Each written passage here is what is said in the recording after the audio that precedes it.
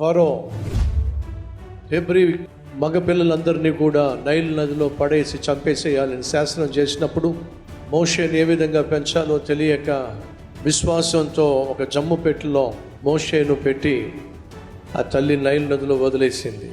ఫరో కుమార్తె ద్వారా మళ్ళా తీసుకొచ్చి మోషేను తన చేతుల్లోనే పెట్టించేశాడు.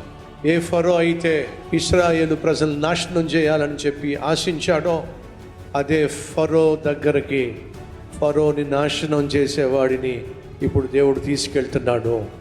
మోషే అక్కడ అడుగు పెట్టాడు. ఆ తర్వాత ఏం జరగబోతుంది?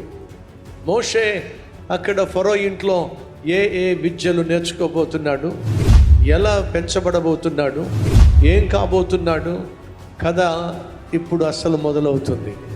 కని విని ఎరుగని రీతిలో రాబోయే వారం నుంచి బహు అద్భుతమైనటువంటి సందేశాలు, అలాగే మీ జీవిత చరిత్రలో ఎప్పుడు చూడనటువంటి మోషే జీవిత చరిత్ర కల్లారా చూడబోతున్నారు.